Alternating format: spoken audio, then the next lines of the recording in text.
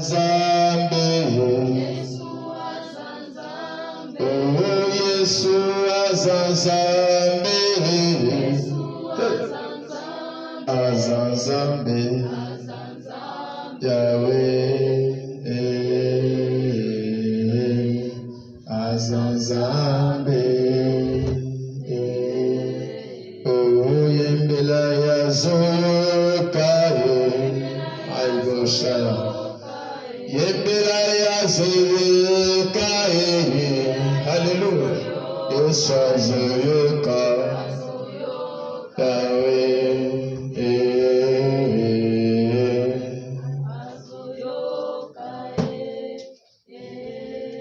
Oh, binela ya kusala. Koyama Santa. Binela ya kusala. Oh, sa kusala. Yahweh.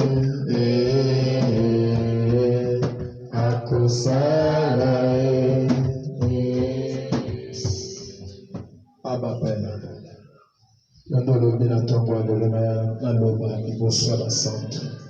C'est toi qui m'as envoyé, c'est toi qui m'as établi, c'est toi qui m'as oint, c'est toi qui m'as donné la force, l'opportunité. Tu as enlevé tous les obstacles, les barrières que l'ennemi avait placées au devant de moi.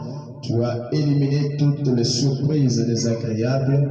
Père de gloire, tu as facilité la tâche afin que je me tienne en ces moments devant ces peuples réunis comme un seul homme pour t'entendre, pour te voir à travers ta puissance, à travers ta parole. Bien-aimé Seigneur, je veux maintenant ouvrir ma bouche, mais je ne veux pas parler, car la voix c'est toi, et cette voix-là c'est la voix du Christ.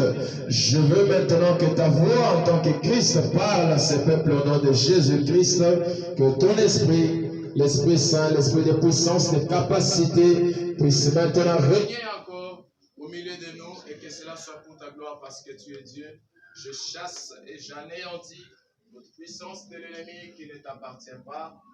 Toute puissance qui ne confesse pas ta seigneurie en ces lieux n'a pas l'autorité. Au nom de Jésus, que seul ton esprit règne et domine du début jusqu'à la fin, et que cela soit pour ta gloire, parce que tu es Dieu. Nous avons ainsi prié et nous disons Amen. Amen.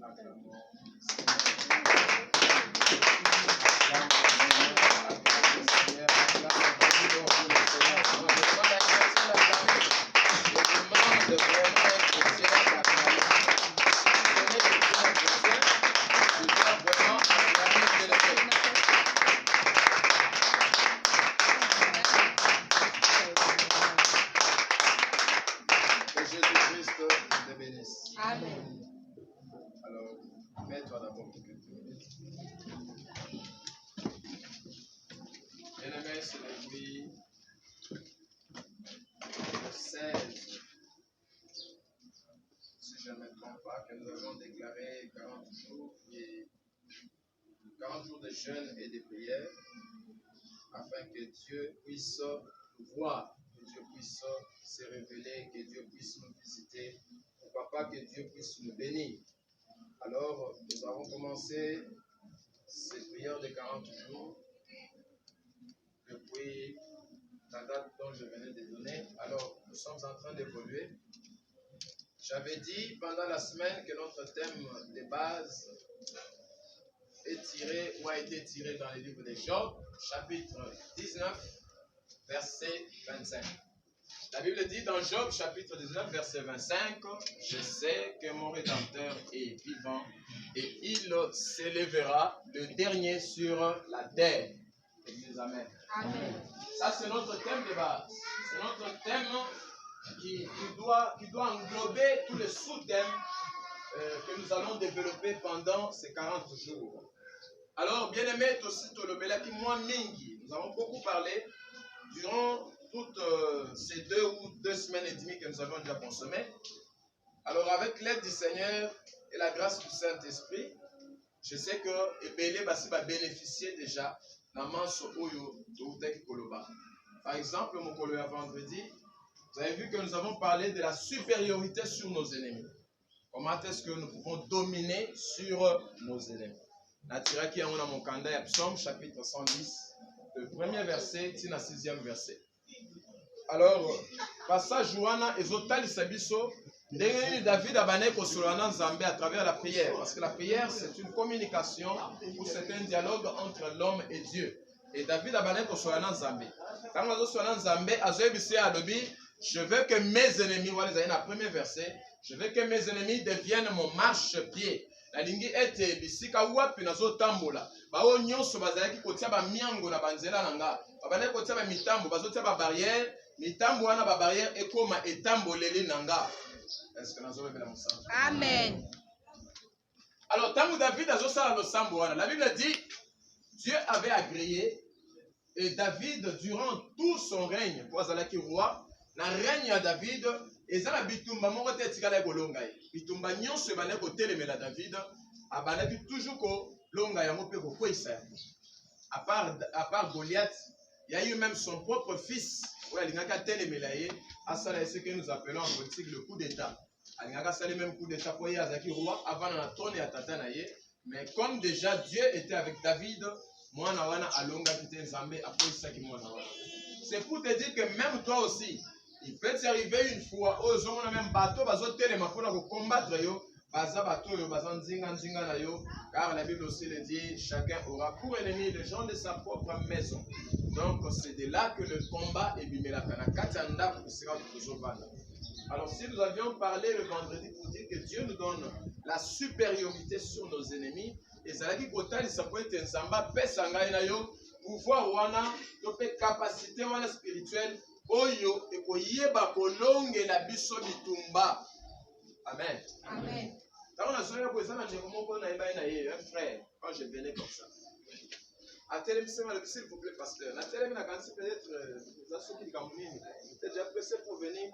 Il me dit non, je vous donne un sujet de prière. Un seul sujet de prière. Il n'y a aucun sujet de quoi la zone. Alors, je veux que vous demandez à Dieu de me pardonner. Je ne sais pas ce qu'il a fait, c'est quoi, mais il me dit tout simplement, dites seulement à votre Dieu de me pardonner et de restaurer ma vie spirituelle. C'est à comprendre que la vie spirituelle n'a pas de bébé, soit dans la peau sans Zambé à restaurer Yango. Alléluia. Yo luka mbongo.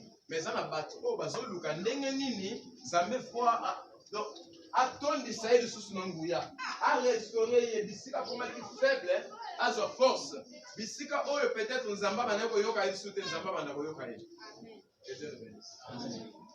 Lelo tala moningo aza pembe na ye disaye ko déranger ngate parce que c'est très sérieux aujourd'hui. Yebisaye est sérieux makasi. Oui, c'est très sérieux parce que le Saint-Esprit a décidé de nous parler en long et en large. On a sengyo vous allez précéder, vous allez à l'aise. Et vous savez, mon égard, ça permet de vous allez précéder, vous allez à l'aise. Parce que vous allez habiller à tata. Et vous savez, vous allez habiller à tata. Oui, vous allez habiller à tata. Zamba Pambo la mission. Alors, bien aimé, les lots qu'on a le bien été vendu, le bel acquis sur la supériorité. Où on s'en met fois pèse à biso devant l'ennemi na biso. Maintenant, aujourd'hui, nous allons le sur la recherche de la foi. Le lenge kani tokoki koluka tokozua et le va béni la foi. Regarde ton voisin, dit oui, la foi. Oui. Cette fois-là, attention, Eza, on va te la wenzete, ya bangulu na bantaba na bangombe, on va sansana ba ronyo, ba tuvalia ka te wana te. Oh, tosolobela, Eza o ezo sangisa yo na nzambe. Parce que la Bible dit, sans la foi, il est impossible de lui être agréable. C'est que ce foi est Zambé na yo boko yo kanate et jamais akoyi même kosola na opété. Akomo na opété. Ce qu'on dit ça. Alors tosotanga rapidement. Texte de base na nga eza na mokanda ya Bakou. Le livre de Bakou, le premier chapitre, au la Bible. Voilà, je te demande de bien vouloir t'élever. Nous allons lire la parole de Dieu. Habakkuk chapitre 1er. Voilà, nous allons lire Habakkuk chapitre 1er, le verset 1er jusqu'à 5. Je pense que nous sommes. Vous y êtes? Très bien, nous allons lire ensemble. Habakkuk chapitre 1er, le verset 1er, nous allons nous arrêter au 5e verset. C'est là au nom de Jésus. Oracle révélé à Habakkuk, le prophète. Jusqu'à quand, ô Éternel? J'ai crié et tu n'écoutes pas. J'ai crié vers toi à la violence et tu ne secours pas. Pourquoi me fais-tu voir l'iniquité et contemples-tu l'injustice? Pourquoi l'oppression et la violence sont-elles devant moi? Il y a des querelles et la discorde s'élève. Aussi, la loi n'a point de vie, la justice n'a point de force, car les méchants triomphent du juste et l'on rend du jugement unique. Verset 5 pour finir. Jetez les yeux parmi les nations, regardez et soyez saisis d'étonnement, d'épouvante, car je vais faire en vos jours une œuvre que vous ne croiriez pas si on l'a récontenté. Verset. Amen. Amen. Que Dieu nous bénisse. Amen. Bien-aimés, nous venons de lire les livres qui a été rédigé par un prophète. C'est un prophète, le prophète Habakkuk. Aza parmi les prophètes dans l'Ancien Testament. Michée, Zacharie, ainsi de suite. Alors, dans l'Ancien Testament, Habakkuk est parmi les prophètes Onzambe Awenyaki, Atsaki Mafuta Nakatia, Israël. Parce que c'était en Israël qu'Habakkuk était prophète. Alors, Habakkuk nous dit ceci. Il fait une prière, c'est une prière. Azoyebi Sanzamba, le but, oh Éternel, jusqu'à quand? Si wap, Nazo Ganga, j'ai crié. Tellement de concentration, l'équipe m'a cassé, Kanda Molimo et Latie Ming. Abani même ko Ganga, Zo Ganga, c'est la dernière souffle. Azo Lukanini, Zambe Ayadolaï. Azo Lukanini, Zamba Lobelaï. Azo Lukanini, Zamba Talisaye Malam. Pour Azo Mona bien te. Alors, Habakkuk était en train aussi de faire la même prière. Il dit, j'ai crié. C'est qu'à l'école, na étape où on a Koganga. De sorte que Nzambe a mis monissa. Parce que tout ce que nous cherchons avec Dieu, c'est quoi? C'est que Nzambe a mis monissa. Sa présence dans nos vies. Parce que, vous voyez bien, même écriture, sa présence est l'absence totale des œuvres du diable. C'est que tant que Nzambe a la vie dans Ganayo, il sera mon lit et qu'on lit moi complètement. Que Dieu nous bénisse. Mais ce qui Nzamba Zate, tout le monde a toujours présence sur les démons. Tout le monde a toujours présence sur les attaques sataniques. Tout le monde a toujours présence sur les difficultés. Pourquoi? Parce que Dieu n'est pas encore avec nous. Quand Dieu est avec nous, c'est ce que Paul aussi a dit. Paul dans la nouvelle alliance a dit que le à Rome. Quand on était à Rome, que dirions-nous dans toutes ces choses si Dieu est pour nous? Qui sera contre nous? Donc cela veut dire en d'autres termes, si Dieu est avec nous, si Dieu est dans nous, si Dieu, sa présence est dans nos vies, qui peut s'opposer? Qui peut nous contredire? Merci. Amen. Mais je vais te dire que quand le prophète Habakkuk a son banda, c'est comme si Azolo Belana nous foua naïté. Mais je vais te dire pourquoi j'ai choisi ça. Parce que là, il est en train de se plaindre. Azo se lamenter du Boswaza. Alors, jusqu'à quand? Ti wapinza. Na gangi. Sala moninga na yebisa programme suscité zamba yo. Programme suscité zamba yo kio. Yebisa ye. Programme ni suscité pour zamba sa yo kio. Programme suscité pour zamba sa yo kio. Oui. Habakkuk dit jusqu'à quand, ô Éternel, j'ai crié et tu n'écoutes pas. Il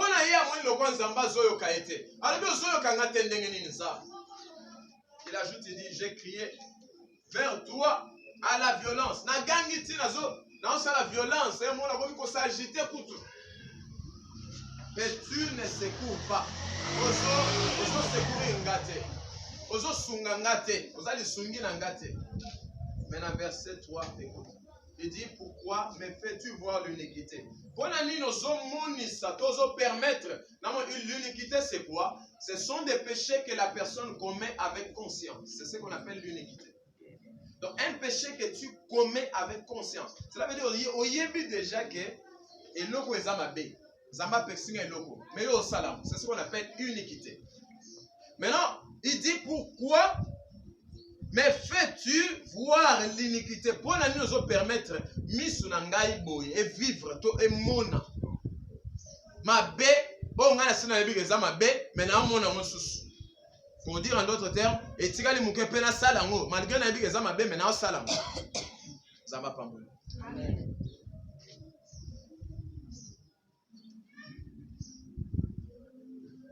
Azotu na zambe motun. Alobi, et contemples-tu l'injustice? Azotu na zambe alobi, est-ce que réellement yo zalakawana puna ko sepela na injustice? Injustice ezali, injustice ezali tangu mutu asali likambo. Ba accuser était. Mais baso accuser, donc en fait l'injustice l'injustice c'est du fait que la personne est condamnable, est coupable. Amen. Amen. Mais lorsque la personne est coupable, bazo ebisa été gaza coupable. Si quoi bazo sala lokola bazo komisaye innocent. Alors qu'il y a coupable, mais comme c'est innocent. C'est ça l'injustice. Pas ça l'injustice, c'est pas mon droit. Les gens qui ont dit que Azam on sait dans Zam. Mais on dit que makambu na ndenge zotambola justice en Zam bezali ko na yete. Donc Zamba se permet que makambu susu boye ko melaye bando ki bazoya bazo menacer Nzamba zawana azomona ye mais azolo bate. C'est que justice en Zam et comme pas ya bakuke te. C'est ça l'injustice dont il parle. Que Dieu le bénisse. Amen.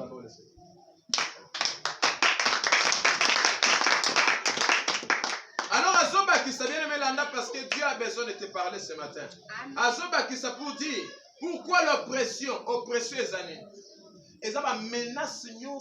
Moi, mon pépé, ça n'a pas seulement. N'est-ce pas Azoba, on s'allie constamment. Mon pépé, ça n'a pas ça vous et les cas. Mais et les cas n'est normal. Soit ça n'a moment mon conseil peut-être vous les lignes. Mon pépé, ma casse c'est bani boya. Au moins même quitte au bar, il dit ça mon pépé. Au moins même le ezalaki a au pepe sali tourbillon et bani ko loko ta ba bloko ezalaki na se wanza susu mu pepe normal parce que comme mon pepe moko ya menace pe ya violence un vent violent et ce vent violent là ezo ya ko créer ce que nous appelons l'oppression parce que oppression eza attaque moko offensive et pas mutu. Alléluia. Même si mutu aza oppressé, cela veut dire azali na puissance moko oyo ezo appartenir yete, une puissance étrangère. Et comme la puissance satanique et yesikoyo ezo kota na kati na ye pour lui nuire, pour na ko salele mabe. Toi na aza oppressé. Que Dieu le bénisse. Amen. Alors surtout dans le but pour na nini ozo permettre na oppression ezo komelanga. Donc nazo kokali susute, na komi secouer na ba puissance moko boye ba pepe moko boye bien te. Ezo tungisanga makasi. Et la violence sont-elles devant moi. Et il y a querelle. Il y a des querelles.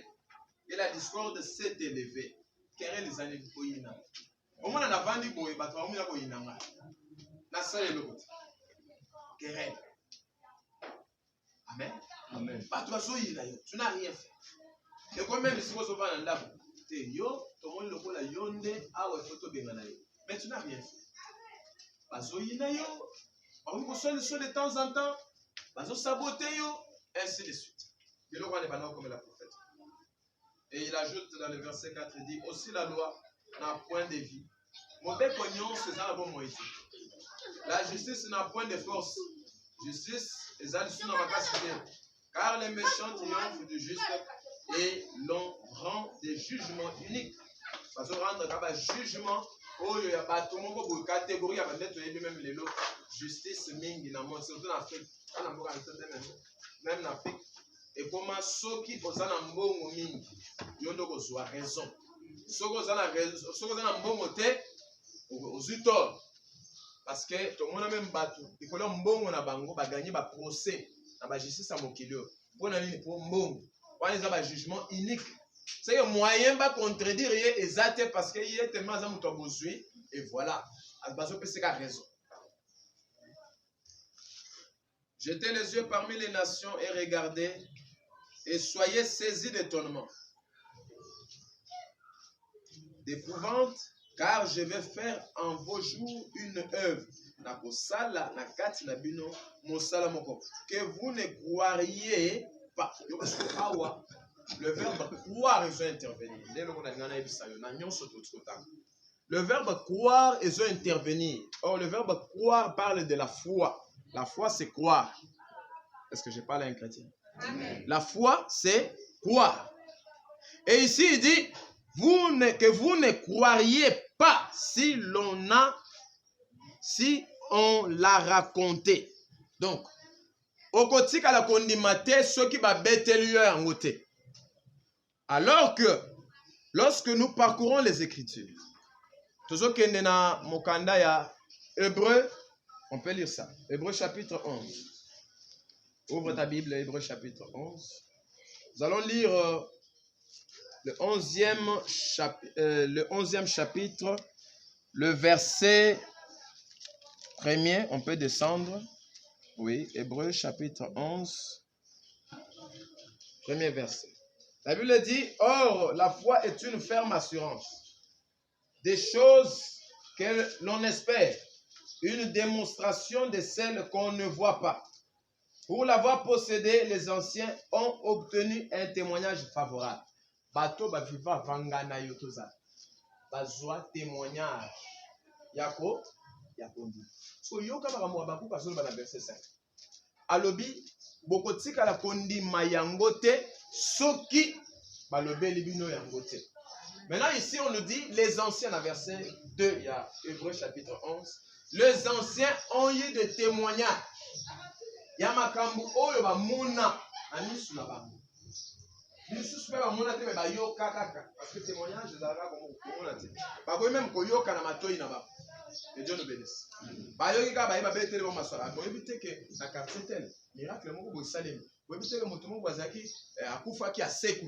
Bazo betela ba masolo. Tout ça ça peut être toujours dans le cadre de témoignages. Pour mieux comprendre ça, toujours qu'il y a dans Habakkuk chapitre 2. Habakkuk chapitre 2, verset 1er. Ouvre ça. Habakkuk chapitre 2, verset 1er. Nous allons nous arrêter au 4e verset.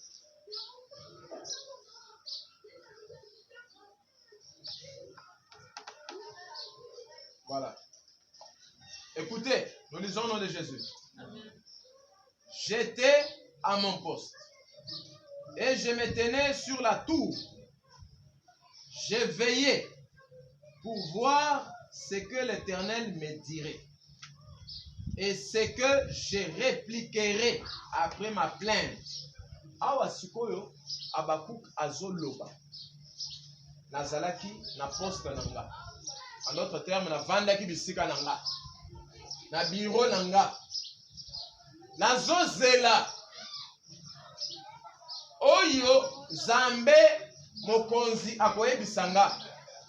Siko sima ya koyebisanga na koyeba nini oyo ngai na koyanola par rapport ya oyo ya koloba. J'attendrai ce qu'il va me dire et puis moi je vais répliquer parce qu'à je saurai comment répliquer. Après ma plainte. Ye asabi misi déjà pour ça naï. Nena ebiso ete kondi manavi ya mutu. Écoute très bien. Kondi manavi ya mutu ezalaka ndenge ni. Nazote ya yobo. Église amen. Amen. Soki yo bakamu nazoloba. Ozo comprendre na mote. Moyen kondi mekota. Parce que la foi vient de ce que l'on entend. Pas de ce qu'on voit, d'abord de ce que l'on entend. C'est ce que la Bible dit. De ce que l'on entend. C'est vrai que foi musu super go bota mananzela bomona. Oui, mais d'abord la Bible a dit de ce que l'on entend. Oyokana. Maintenant, Habakkuk dit ceci. Alobi, j'étais à mon poste. Je me tenais sur la tour. J'ai veillé pour voir ce que l'Éternel me dirait. Nabanek au sinjila, au veiller. Nazo zela natala nini oyo Yahweh akoyebisanga.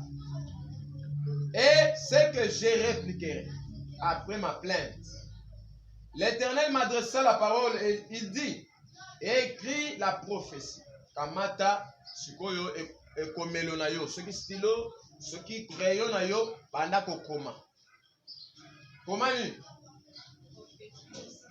Comment ni? Écris la prophétie. Écris la prophétie. Grave-la sur des tables afin qu'on la lise couramment. Et ça, na vie à Moutouyoka. Et ça, na promesse moussous. Parce que la prophétie, c'est quoi? C'est une promesse. Et ça, na promesse moussous. Oyo, Zambé apesa kamuka. Et tant que Zamba zo peso promesse wana. Azana posa teke. Et ça, la confidentielle ya yo mon côté. Ana posa ke atabatu bayebi. Bayeba. Pourquoi? Pour être mukolo oyo zoko kisama.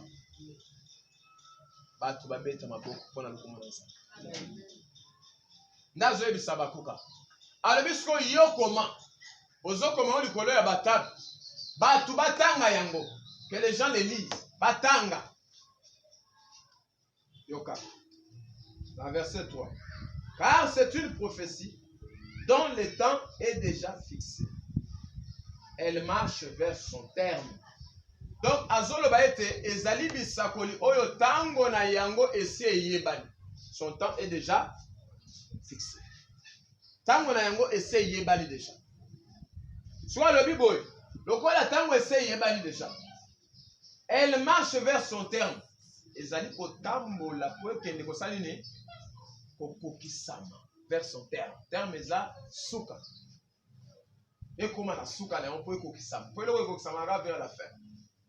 Amen. Amen. Amen. Et Zokende vers la fin, vers sa terre. Et elle ne mentira pas. Yoka. La prophétie ne mentira pas. Et vous constatez. Si elle tarde, ce qu'on m'a dit, attends là. Car elle s'accomplira certainement. Alléluia. Verset 4. Voici, son âme s'est enflée. Elle n'a pas droite en lui, mais le juste vivra par sa foi.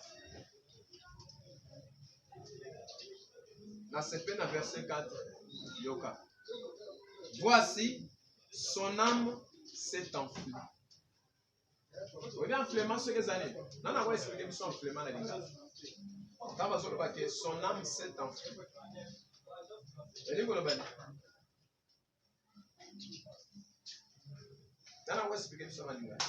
Enflée. Mon âme s'est enflée. Alléluia. Amen. L'université de mon âme s'est enflée.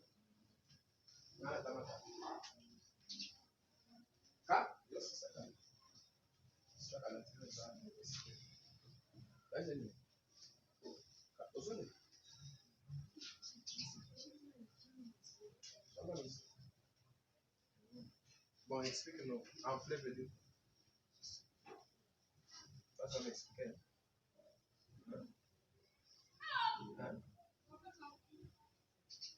Ok, tu n'as pas l'idée. Ça, c'est. Mon âme s'est enflée. Dans mon cours, c'est une explication claire. Et lui, quand le bakabakouk azo lobela, plutôt azo tali sa cœur.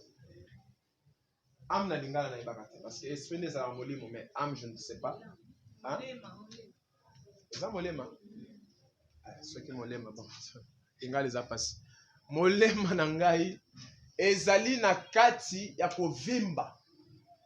Alléluia. Kovimba. Kovimba, on est-ce que ça kovimba ya kovimba otungana to ebite. Mais ça na kati déjà kotungisama. Amukuse to le badengo. Na kati ya kotungisama. Donc dans les tourments. Alléluia. Sikoyo yoka. Tango zolo baete molema na ngai eza na kati déjà ya kotungisama. To na kati ya mikakatano en d'autres termes. Olinga les ana ba terme bele. Na kati ya mikakatano. Elle n'a pas droite en lui. Yoka sko awa préciser sous mala. C'est que molema na ngai azali sous boete. Hein? Droite c'est comme ça. Azali sous boete. Na kati na yemoko zela ya droite boizati. Donc a komi tam sous zigzag, to a komi atengani Toi, comme il est à gauche. Donc, Azal sous normalité, pour dire. Mais, les justes ne vivront pas. Ce qui est un prophète comme un prophète Habakkuk. Bien aimé, Alekani na kati ya passe. Oh, ils ont passe, ils ont exprimé. Ce qu'on y évite. À part hier, ils ont un prophète, mon gars, ma casse. Oh, il y a vivre un peu ma passe. Oh, dans le sous yo, ils ont la carte de vivre. Oh, bien lelo, mon monde est comme moi avancé. Et comme on zolo moi awa, na debona moto, we wa ekomi. Oh, comme on a debona mo sur yo. Moi, je suis aller-retour, aller-retour. Ata awa ti kana sima awa. Ce qui n'a mandina, on a weo. Mutawewa soseka. I mean, suko ata awa ti boy, weo. Mena tawana. Ba weo basala. J'imagine comment bato va aller souffrir. Alléluia. J'imagine comment va aller souffrir. C'est que la souffrance pour ceux qui ont mais il y a moyen de déplacement. Au moins, tu fois, on va peut-être avoir un mais transport est au but de parce qu'il faut mettre ma couche. Ma colonne sur santé, peut être sur les alliés. Tout ça. Souffrance sur souffrance. Maintenant, à Zolo, Bamakambo, à se plaindre. Ça va plaindre. D'ailleurs, nous avons un problème pour sa justice. Nous déposer ma plainte. Si on y est, à déposer ma plainte, pas ça. Ça ne va pas. Naza malamute. Naza boy. Tout ce que nous venons de lire. Maintenant, souka. Yoga nazo compris. Mais les justes vivra par ça.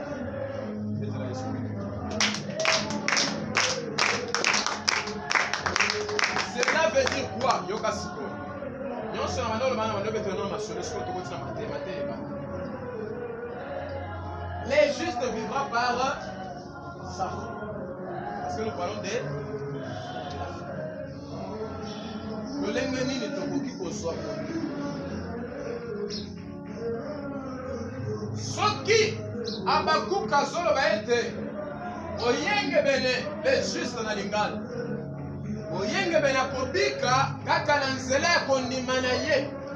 J'ai aimé ça parce qu'il n'a pas dit que oyenge bene akovivre na kondima ya ndeko na ye to ya baboti na ye. Non. Il a dit par ça. On a vu ça il bande comment jour on a dit ah oyebi komema ata oza pasteur le kola ngai. Komema kaka charge ya ba âme. Bene mezali pana ngubati. Motema ya mutu epesaka koleka na nzoto. Motema c'est quoi? C'est la conscience, c'est la pensée, c'est le cœur de la personne. Tu comprends comme même kaka mutu. Oh, motema nde bisika wapi décision mutu bimelaka. Motema nde bisika wapi mutu ayebaka ni na bosala. Nyonso ezokuta na motema. So motema ne boy ata bokangi basimu. Wala bo mosala ya bino. Mais ya ye aza kuna te. Ko motema ne boy. Amen amen. Au moins ata mutu ayebisa ya okende tikanga. Soka yebiso te namona na yo ka bien te. Bien na okende te pona ko motema na bien.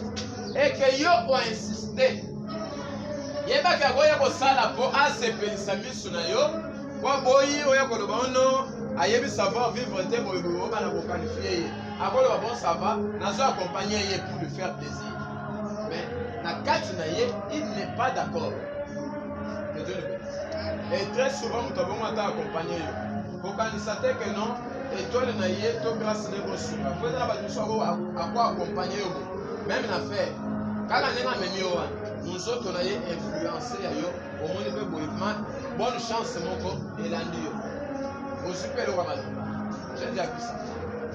Mais ce que que hier boy peut kondimeza te na kati il faut monter mané se boy. Quand le cœur refusé, il n'y a pas la foi. Et quand il n'y a pas la foi, on est dans hypocrisie. Akei kaka pona o sepelisa yo. Et quand il s'en va, il y a pas que nyonso ko sala ko simbate. L'Esprit du Seigneur m'a dit, dans le moment où tu es, Dieu veut donner à beaucoup de gens ce qu'ils veulent. Makambo batrazolo, kaka na moment où tu es, nazolo ba bien. Ben à décembre avant ici.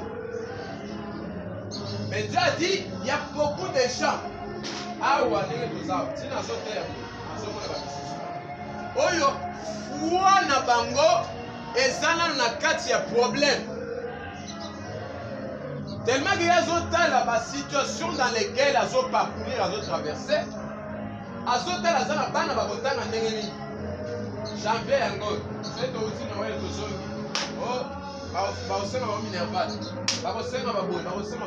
Maintenant, azomi tuna ba question wana nyonso.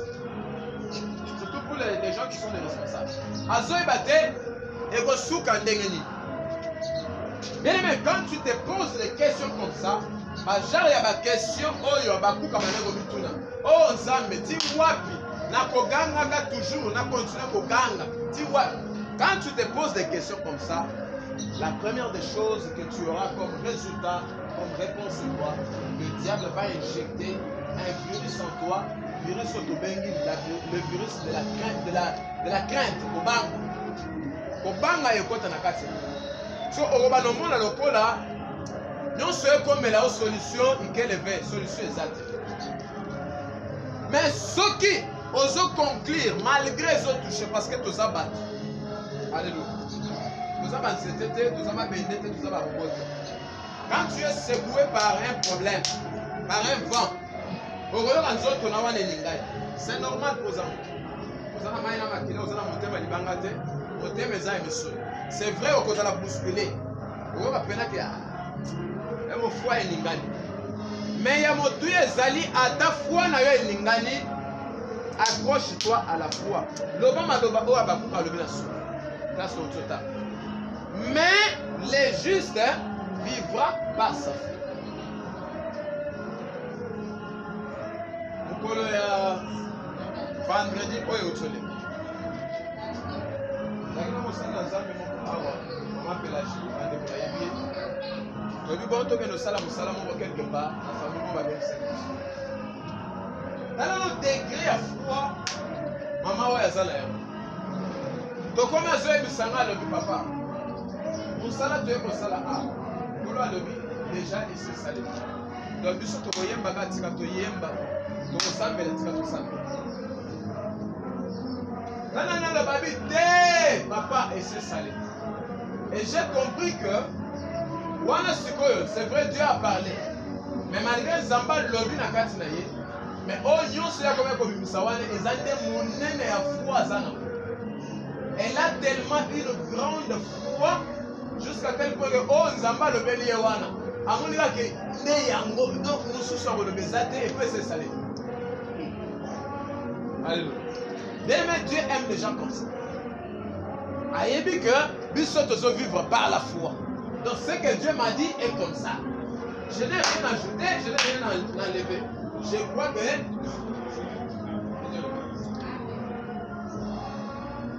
alors dans Zamba Zoloba,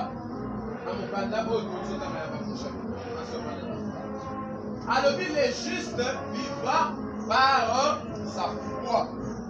Moyenge bene akobi kakaka nanzela ya liloba ya kondima na ye. Donc lorsque tu as la foi en toi, la foi va maintenant créer.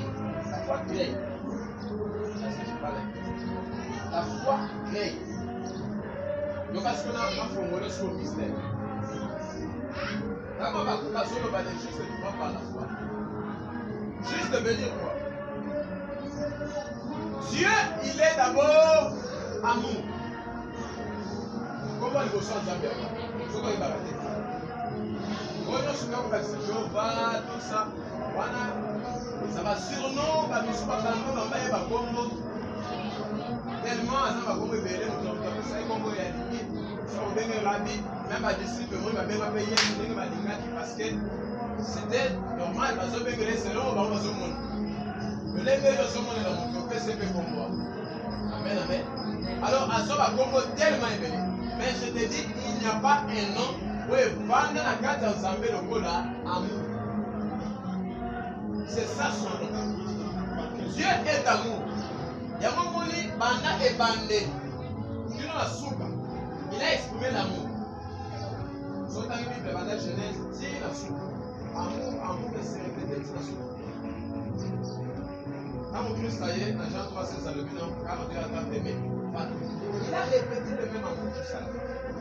Soit tant que Abakou Bazolo Babil est juste vivre par sa foi. Cela veut dire qu'on a quand il y a justice, nous voyons l'amour. Amen. Dans ce monde-là, et le Paliboso, c'est l'amour. Et le point du balai, c'est la fidélité. Dieu est fidèle. Comment on a mis balai? Parce que nous avons l'anda bien. Attends, on se met ça parce que je réponds. Et le Paliboso, Zambé Azan d'abord, Bolingo. Il est amour. Il est moment d'amour. La Simaya amour. La deuxième position, comme moi j'ai parlé, il faut faire sans ça. La fidélité. Dieu est fidèle. Amen. Dieu est fidèle. Ce qu'on a ça, la bonne ça, a fait sa réponse. Ça fait sa réponse, c'est pas moi. Ah bah c'est après ça troisième nom. Mais non, on a fait ça en relation à ma terre. Pour moi, dans le Bigazamu, on a ce point dans le Bigazamu par rapport à la foi où on a été. On a ce point à fidèle par rapport à la foi où on a été. Si je peux faire ça troisième nom, Oyo, les autres, les gars, la carte à foi. Troisième nom, Azana.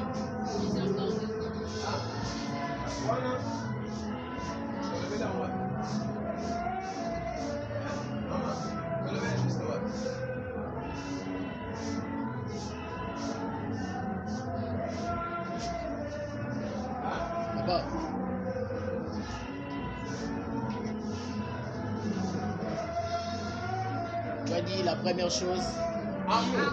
Amour. Fidélité, deuxième. Fidélité. Okay. Troisième, je dis la miséricorde et compassion.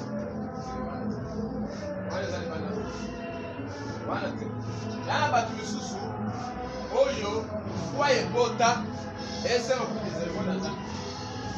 Il y a un moment où les païens sont par rapport à la foi, mais il est païen. Hein, frère? Il y a des païens que Dieu a opéré, a salé le miracle, à Pangoliba, Bazali, par rapport à la foi. Bazali Moukada, à l'église. Maman, ça va pas aller en mouvement. Alléluia. Oui, c'est ok. C'est un relevé de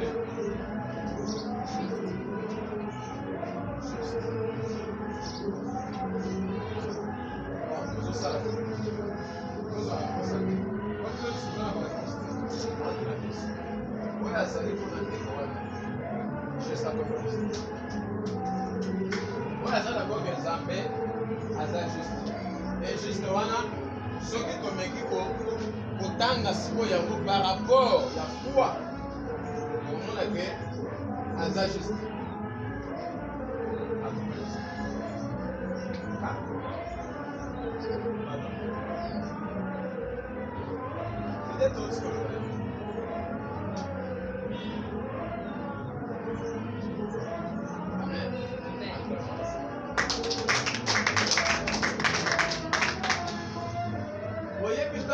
sa réponse,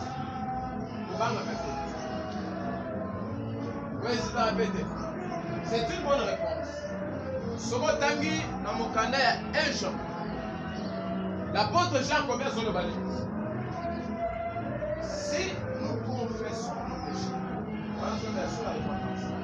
si nous confessons nos péchés, Dieu est fidèle et juste pour. C'est que la fidélité de Dieu et sa justice marchent de pair. Comme il est amour, comme il est fidèle, il est aussi juste et juge. Il est juste et juge. Il est le juste et juge. Hein? Aboyaka, moi, na yeba yaba tuba imbeli. Akufi, il y a le prix de matin. Ah, c'est la justice. justice. Alors, à moi c'est la vengeance, à moi c'est la rétribution. Prenez mon de justice. Il y a mon de justice. À l'éviter, il y a la jugement. Attends, la seule mandat de l'unité, c'est qu'il y a des campagnes, il y a des miniers, il y a pour ça. Il y a des campagnes, il y a des juges. Alors, Dieu, il a ces trois noms. Attends, on va comprendre ça. Le but amour, le but fidélité, le but justice. Alléluia. Il est juste. Et comme il est juste, il y a son akati ya foi. Ma comprendre misato. Il faut pas. Et on doit créer foi na ye. Ya kotala que malgré na bali. Malgré na bonité. Mais ça pas ça capable. Ça va faire ça Sarah moi na 90.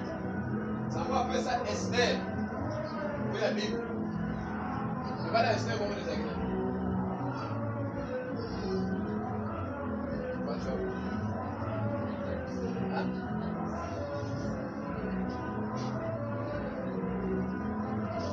Bon, on va aller avec.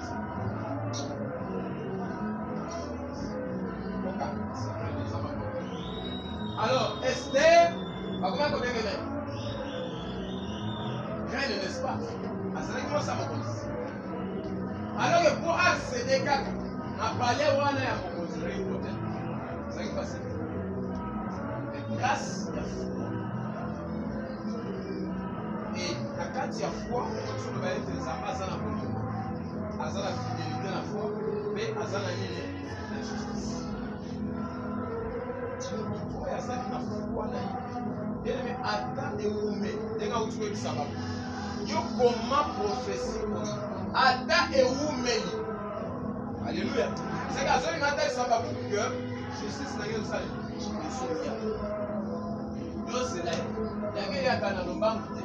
Et puis une chose, Dieu n'agit pas dans la précipitation.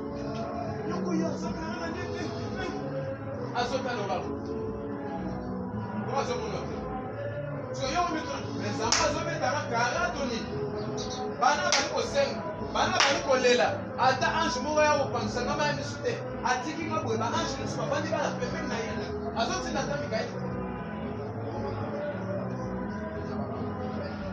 azomona mais il ne saura pas agir dans la précipitation parce qu'il est le maître des temps. Je te donne ce témoignage. L'année passée, dans la grande sœur en France, dans Paris. Grande sœur, on a bien pourtant on a belaka, on a fait ça là sujet dans l'église au monde de la grande sœur on a une folie. A passé la bilamba. Heureusement, bazala kina grande sœur la sous donc bazala bazami balé en France. Heureusement, des bonhommes sous soana azalaki. Et j'imagine soit à la tête à grâce. A passé la et là il a passé la bilamba. Tout le monde est banni. Après, on a dit que on va se faire téléphone, on a dit que se faire téléphone, on va passer la bagnos. Tout est ça la sous. Deux bébés. Quand on se soyait, on fait plus à mon que oui, c'était comme ça. La camatier va venir à l'hôpital. Psychiatre, médecin, malade, micro, on va dire qu'on a délayé tout ça. On a délayé, dans notre temps. Dès que bien du soco de pour que ça te sauve. Dès qu'on a vu nos awa, en tout cas, nous tout les Congo. Car et tu as la route manger était et l'autre côté. Ça toute première fois. À âge à 39 ans. Et essuyé. Et le maintenant essuyé. Sur le monde qui est bandé comme nous sommes basés en étranger. Avant de couper dans ça.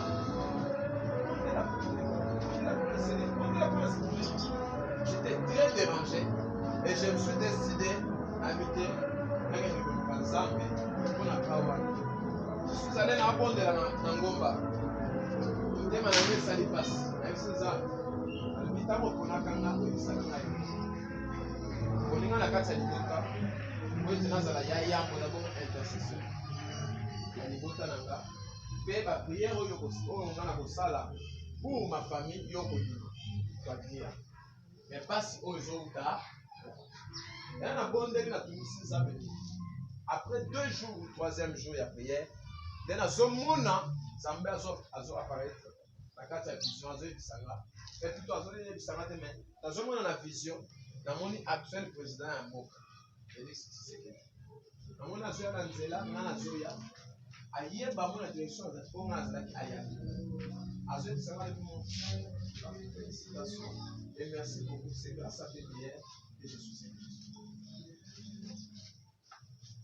Quand ma vision n'a pas été mise,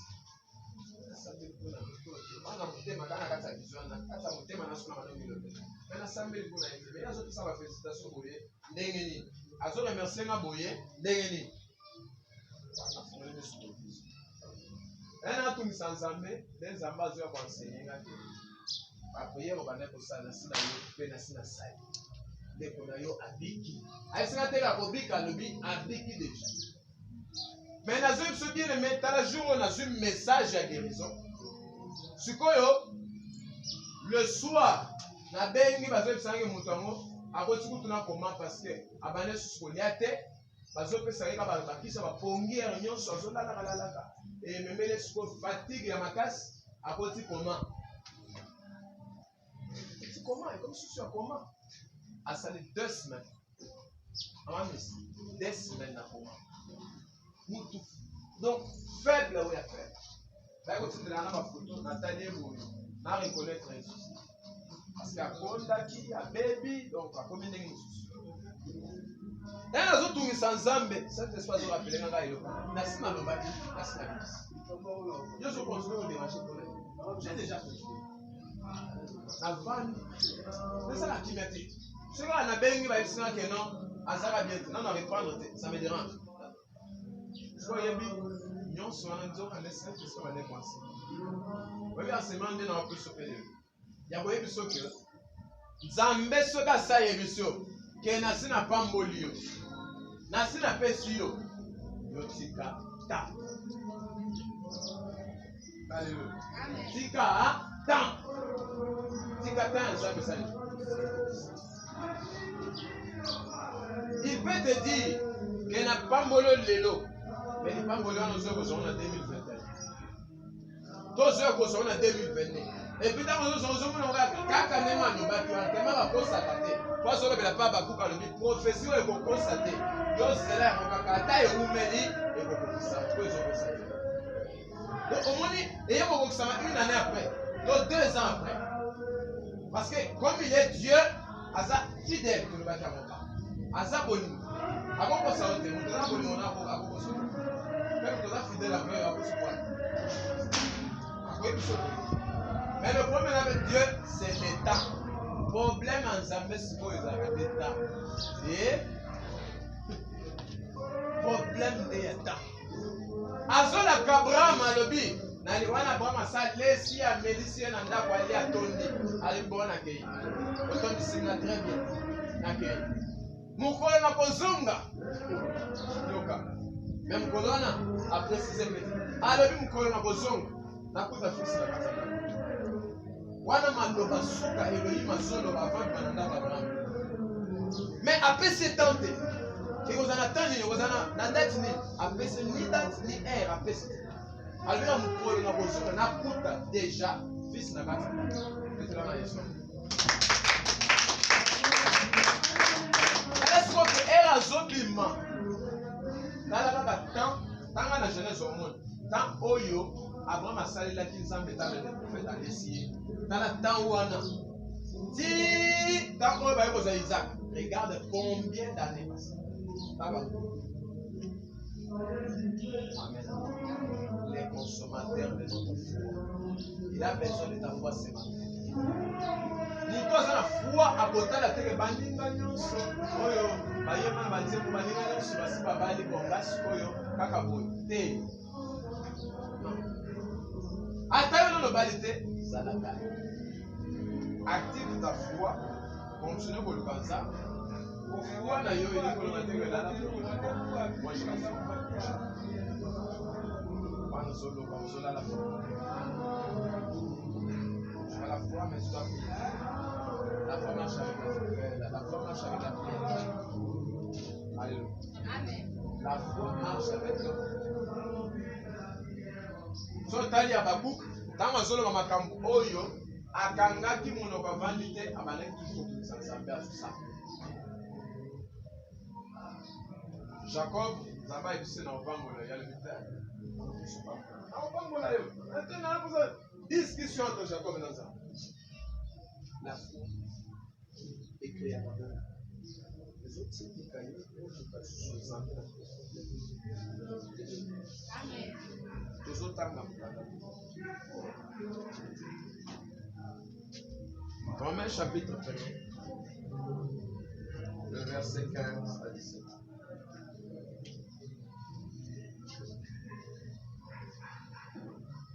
Romains 1er, verset 15 à 17.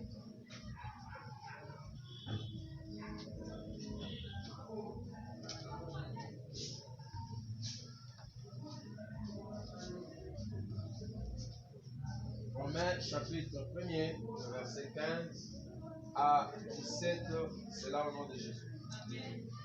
Ainsi, j'ai un vif désir de vous annoncer aussi l'évangile. Voilà Paul Nazoloba. Et pas y a habité à Rome. Alors, j'ai un vif désir. Donc, Nazali, na posa, ya makasi, posa moko ilamuka, ya bo moi, posa moko vivant. Oyo, les autres signes de Kangana Salamini, Nate Abino Sangoma, Malam, l'évangile. À vous qui êtes à Rome, car je n'ai point honte de l'évangile. C'est une puissance de Dieu pour le salut de quiconque croit, du juif premièrement, puis du grec.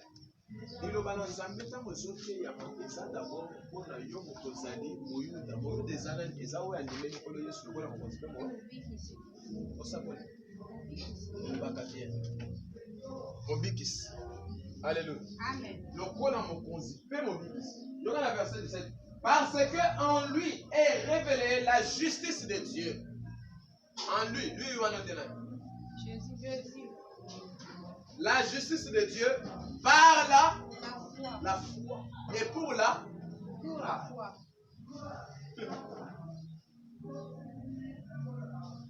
Tu as compris ça? Explique-moi. Cela veut dire.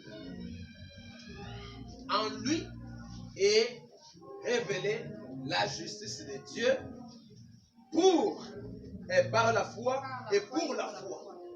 Cela veut dire quoi? En lui est révélée la justice de Dieu par la foi et pour Tumba. Maman, ça va se faire. Ça va quand même.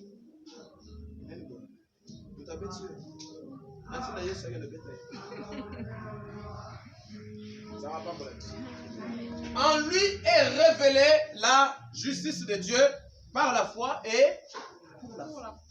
Ça veut dire quoi? Nanzela ya yes ozote. Parce que dans le bagage toujours, écoute très bien. La différence entre les deux apôtres, l'apôtre Paul et l'apôtre Pierre, c'est laquelle? L'apôtre Paul aza apôtre de Jésus-Christ. Jésus-Christ a bimé la Paul Boul. Abengi est Saul.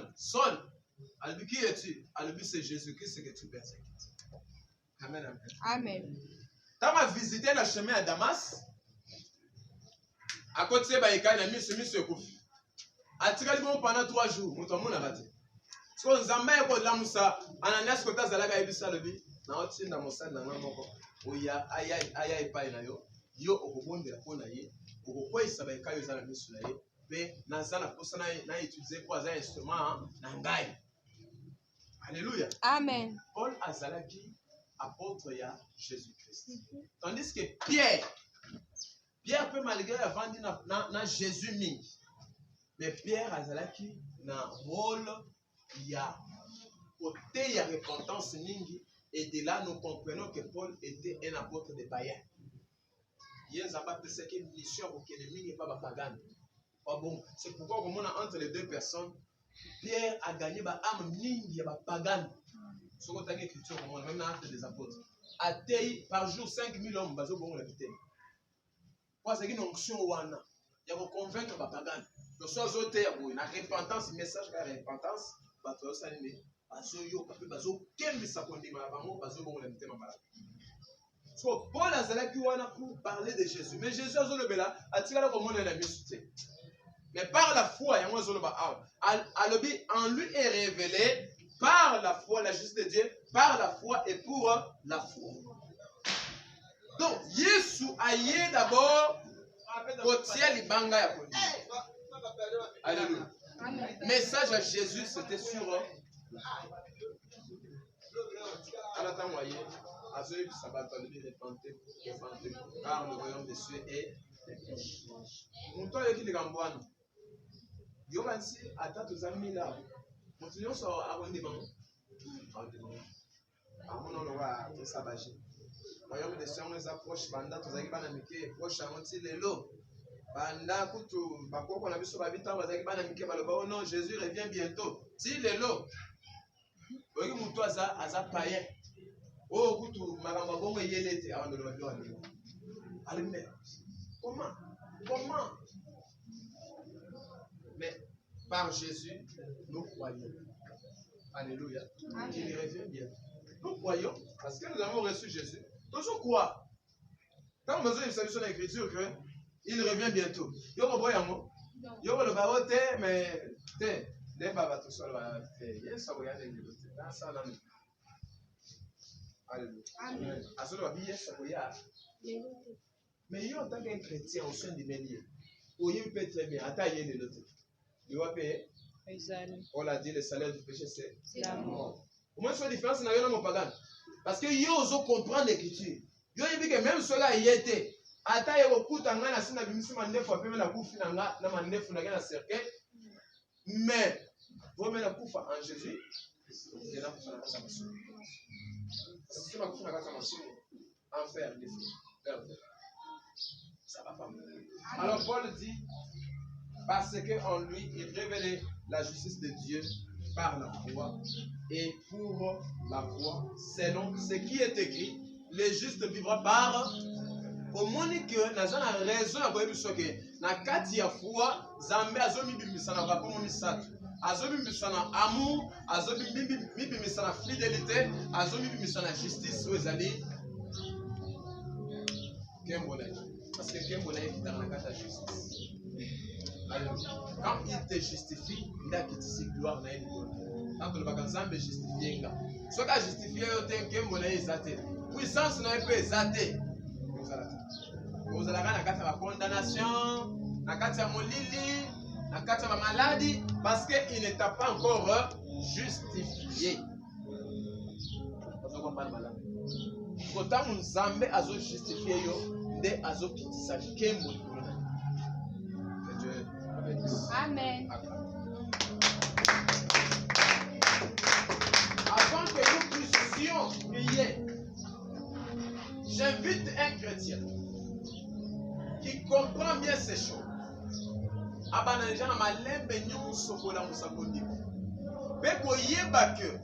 Comme Jésus est amour, il est fidèle et puis il est juste. Ces trois noms-là prouvent à suffisance. Et cela qui s'est à Taboutouye, tellement qu'à Bolingo, tellement qu'à fidèle.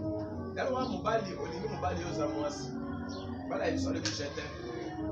Je pour le but, je t'aime. Voilà le but, mon cœur. Voilà le but, ma jambe. Voilà le but, mon cheveu. Voilà le but, mon oreille. Voilà le but, mon nez. Voilà le but, s'occuper mes yeux. Bozo le babablo kwan. Ana sera qui bien pour le babablo. Bozo le babablo kwan. Allez ma belle. Ça va. Amen. C'est ça bien le monde. Est-ce que ça m'a bien? Tiens Jenny. C'est ça ma belle. C'est ma bête. Si on va la Bible 16 ans, oui, bien entendu la Bible 16 ans. Normalement. Alors, bien aimé, les gens qui ont moi, sinon on va les suivre, on va les apprécier, on va apprécier. On va les dire, moi, c'est là, tu sais que je t'aime beaucoup. Moi, ça, oui, je sais que je t'aime. Tout ça, le béli, je t'aime. Ce qu'on a, il y a qui je t'aime, allez. Il faut ce qu'on va qui s'en appelle que bazar fidèle. Waza fidèle envers eux, waza fidèle envers eux. oyo akosaka oyo te oyo mpe akosaka oyo te. Mais soki déjà lokuta ekoti kobomba makambo ekoti oyo akomi kobombela moninga to akomi kolakisa ye face ya agneau nzokanda aza lion so abimi libanda bimisi manzaka ake kuna aza boss koto na ndako aza gaou aza na eloko te kuna basheri nyonso ya ye koto oyo innocent mowei. Donc soki azolakisa babiloko ya ndenge wana automatiquement mutu wana to na kati ya relation wana on ne peut pas parler de la fidélité, on parlera de l'infidélité, le contraire de la fidélité. Et lorsqu'on parlera de l'infidélité, on va parler aussi de manquement de foi. Foi exacte.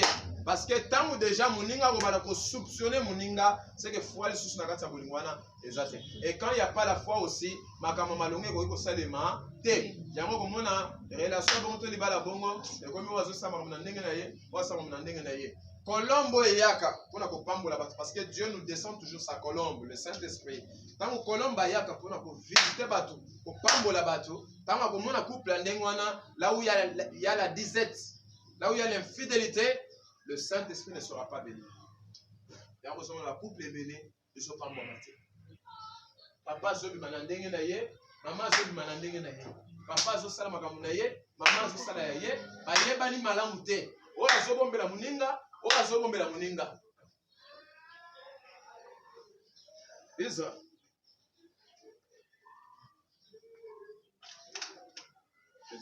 Amen. Même bana mike, faut pas être fidèle envers les parents là-bas. Moi, ne pas être fidèle. Moi, ne pas être infidélité. Alléluia. Amen. C'est que fidélité, c'est quoi? C'est le fait qu'à l'ingi maman na yeto papa ne koleka, ma parents ne sont moqués. À l'ingi bango tellement, et moutou à l'ingi, à wana yebisa ma vérité na. À kebo ba akutana le kamboya à lobby. À kebo ba yebisa le kamboya à lobby. C'est comme ça. Nous avons pas problème. Amen. Moi, nous sommes fidèles à maman na yeto papa na beaucoup mbele maman. C'est comme ça. À tes années na boyebisa. Mais ce qui déjà, au bon bébandi, c'est que l'infidélité règne déjà. Et là, ce n'est plus la bénédiction de Dieu, c'est autre chose qui va intervenir. Que Dieu le bénisse. Amen. Osons comprendre, nous avons déjà construit ça. Osons comprendre que par là, on sur la vivante puissance ensemble. Premièrement, respecter d'abord le respect des principes de la foi. Parce que foi, ils ont un principe. Non,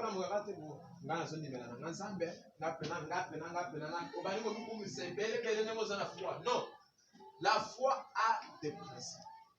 Principe, il y a les boissons en haute tradition. Et ça, pour découvrir qu'il y a 4 fois, Zambé a zone du Missalaba comme Aza Bolingo, Aza fidèle, Aza juste. Ce qui est de nous sur Yebi, on a le mot principe à l'ébousson. Principe, il y a des choses qui sont Yeba était. Foi na yo ekoki kolemba te. Ah, tout le monde dit que c'est que Abakouk a dit dans les écrits. Même si ça tarde, même si le même problème a pris beaucoup d'années, yo zalaka ferme. Parce que définition c'est une ferme assurance. Donc, il faut que ça ferme. Ah, tout le monde qui est mon pépin, on ligne picola yo. Talan zamba zo ebisa Ézéchiel. Alabi, va, prophétise sur ces choses. Mikuwa esi ekaboni kala nanzo. Misuni nyonso ceci. Yoko salam, nana wa salam. Mama moko atombola loboko wa sala yo. Zamba yebiseka ke non, hein? Yone mo zaboye, il faut que no sakola likola miko. Yo.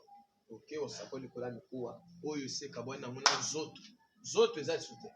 Zoto, là, c'est quoi? C'est l'espoir. Ce qu'on a évité.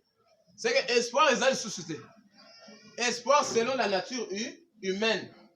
Il n'y a plus d'espoir. Tu peux faire ça? Hein? C'est réellement quoi? Au moins. C'est rapidement si les. Amen. Amen. Pour faire ça, les années par an. Quand vous avez dit Ézéchiel, et j'imagine, comme vous avez dit, bongo na kati. bongo wana moel oba se moel bien moel wana ezalaka mo mubesu so imiku ezala normal so imagine toi miku ese kauki na moye beteli ya mo kauki c'est que bongo wana kati pesa nini ekauki nature na mo bebi parce que eloko ndenge wana ba yebi soke yaka il faut pesa ordre na pour wana elata nzoto c'est vrai ba yebi so elata nzoto yoko latisa mo nzoto olatisa te chance moni fois ezali moni moza na fois te au moins amen exercice à fois ça passe mon bel bino mo fois eza boye tolobaka na sana kondini après mais tozolo ba malamu tozana kondini mais soki wa peso ka exercice moni sera de bien en wani za makamusu ça serait difficile ya Jenny soki ba yebisu yo yo ndengo sabu na minute na ba litete ba yebisu ba lebisu ko ka kozolo ba malamu na décembre ba c'est à la fin bon c'est quoi ba yebisu ba lebi au monde aux armes soki yo le bien et au salle mambango te parce que ba obstacle les amis sont ensemble ba yebisu ba obstacle les amis belé faut que mobali wana nani pas ata mbongo taza na mbongo te azana 0,0 dega ou siko obstacle ya liboso na yango wana or moyen ya kobala yo il faut azala mbongo siko ye azana eloko te dega ou soki utaye na famille na yo ba obenga na ye nanu po azana mbongo ba olinga kutu osupporter te siko osande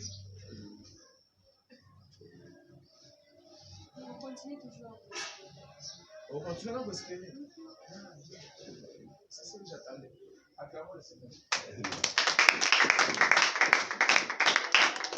Voilà la toute première des choses. Et pas à mon toit à l'espérance. Oui, Campi. Pour ça la décourager. Na mona mwasi ayena mobali. Exemple na so pese wana salisa exercice na par rapport à tout le monde ayi. Mwasi asepela mobali na ye. Mais asayebi ke famille na biso. Balinga ba boss mingi papa cloter, balinga ba boss. Ye mo asayebi ke papa bokelo na tawa mona azola ta yanza obo. Esimba. Mais comme alingi asana shwata habité na so memeka. Ayena mobali na ye ti papa mobali nga ye. Voilà nabal albi azu papa bani non oh tellement bazaki na famille ya bato ya kantu kubiansi moi elo sikoyo papa bani non na mutu atali nano atali akiti amati atele nyoebele asali habite so alobeli moi na présence mobala so abena ma fille bien ayena eti pembeni baké badmi di banda tu es avec Yesu na yo ekufa. Vraiment, yo vandi na kati sanda ezali. Eza po abana kolando sima. Abana ko yiba yo ko sise mbongo yo songa papa na zopesa yo. Oya yo nde akobana ko. Yebite ke mibale bazangi mbongo, ba kontaka na bambongo ya basi na ba. Akobana lando sima. Muto ko yebisa mo nkoni na ngamsala. Po azo ko lukayo na tuniyo na asa kutana atana msala. Azola tanam bizarrement négatif. Sugoyo. On a ici. Je l'aime. Malgré tout ça, moi, je l'aime. Pas le bien. Dans ce cas, au moins, quand on est tout télémino, nga papa na. Singana na botio. Au moins, quand on est télémi, allez. Na botio comme 6. Yo, moi, na 4e. Yaya no azali, premier, deuxième, troisième, ali yo quatrième. Après la semaine, mi bale bazali. Yeba ke nenge toza aw. Omoni place à 4e mois. J'accepte perte. Yo banda kolongola ka kombono na liste wana. Na yebi ke ngasko na yebi ke na mutu na nga. Ndena bota bino 6 otika li 5. Na saïla lo wa moko akufa. Yo ka niveau. Tu sais ce que ça peut te faire. Papa zolo bana le bi na bimisio. Na libota na nga comme ma fille. Oza sumwa na ngate. C'est que nous considérons les choses le roi makila na ngate. Ça choque. Surtout ceux qui, moi, je suis parce que c'est une histoire de bateau naïbi. Moi, je suis vraiment, je suis attaché à papa. Ali nga papa ni makasi. Donc, amour paternel, les amis, nakasi ni makasi. So, papa, zo bimselo wa bongo. Bien, monsieur Zakio, tu vas vibrer. Pense à la attention. Oh, le matin, estomac. ABC, A, E, B, après. A, V, na C. A, V et Yenon. Après quelques jours, plus C. ABC.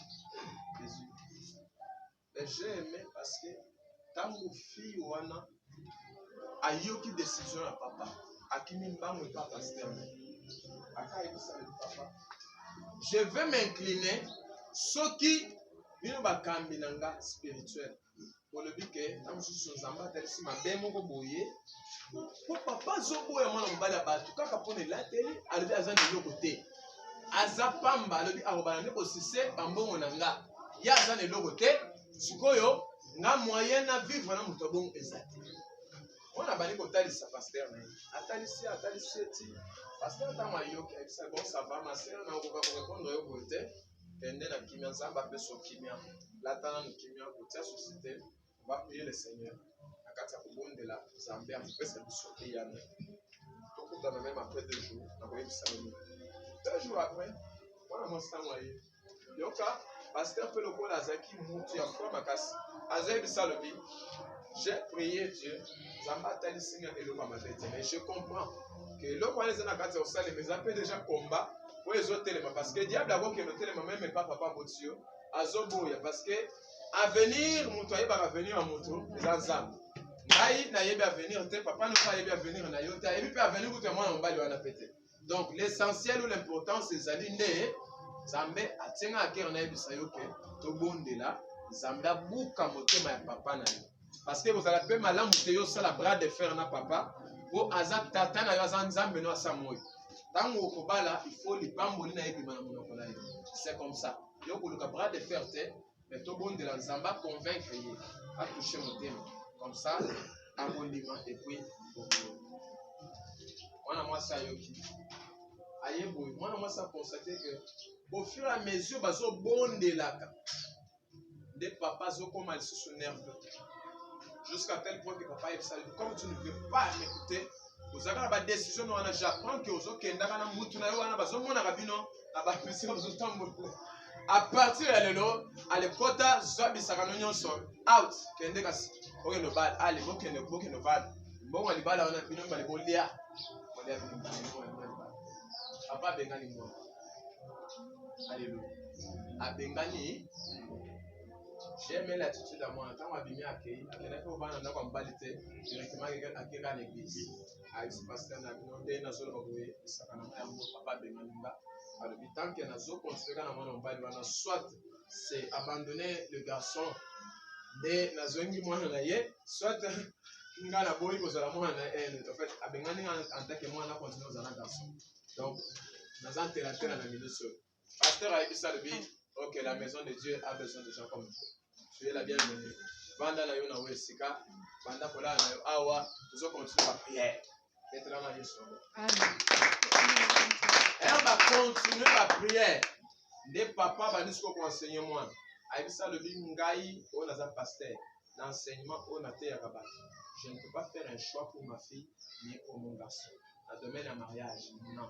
Avec ça que non linga mutu ya titre bo. Linga mutu à qualité bo ya couleur bo ya ndenga bo non.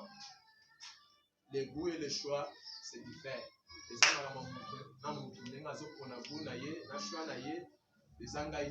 alors, dengeza awa, ils sont toujours bons. Les amis, à toucher papa, à aux autres sur la table. Zokane nzamba ke ko simba mutu moko boye. Wa zalaki kutu na relation ya papa, azalaki lokola ami ya papa mona mwasana. Ndeta mwa ya to azomona fidèle. C'est parce que la zone a été. Elle a bien gagné qui est moi dans la zone côté à Zateti. À quel chose moi chaque mois boye, moi position exacte mais melinga yawa. À zone on a vu sonner notre vivacité à zone que nous avons tout mois boye vie sonner nani. Ah que nous nyokola, pas on nyokola. Ah on ne dit nous connaît pas, on ne laisse ni. Dem pas la moto. On n'a pas joué la morale la vie. Yo avant commander au botama na mbo. Tant soit banni les cabos, tu as zone banni. Mais moi et toi, tu as mis à longue date, non? Tu as banni avant.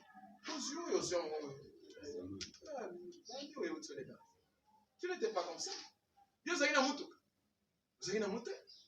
Mais comment tu peux commencer à t'acharner sur l'avenir de quelqu'un au yo okelate mokelinaya azali?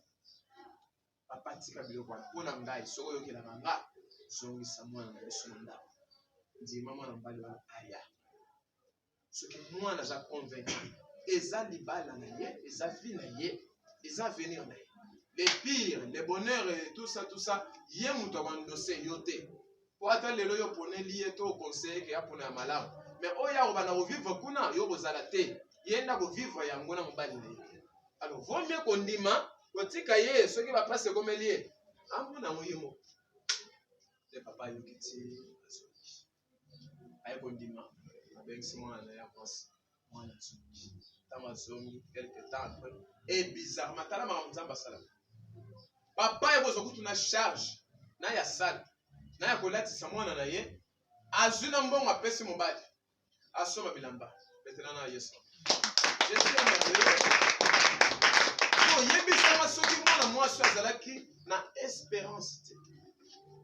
Azalaki na espoir te, abukisaki espoir na ye. Ote awa babengani nga bonga ici. Koto na mesana pe na za mwana bonne vie. Akendela na ba église. Kona ni oba basi mswala babu. Mala koma kola na église. Soka tseki suko lo lendo wana salite. Et puis tangu kaka po libambo liwana. Siko dokole yako bima sikoyo na ndenge ya kino papa simbani. Lelo oyo soko tali kukuga no kondimati. Okondimate. Ba mati makasi. Ba vanda bima soma même le pango na bona na pigeon na ngaleba. Nene ba tongi pe, ils sont encore des jeunes mariés. Ba vandi pe baza à l'aise, très bien. Donc dans la vie d'une personne, foi oyo et pour bouleverser ma vie. Foi ra oto zolo. Et bouleverser. Ouais, ça là qui n'a pas comme il colle. Ouais, il colle comme ça. C'est ça Dieu. Amen. Amen. Alors pour tous ceux qui sont la photo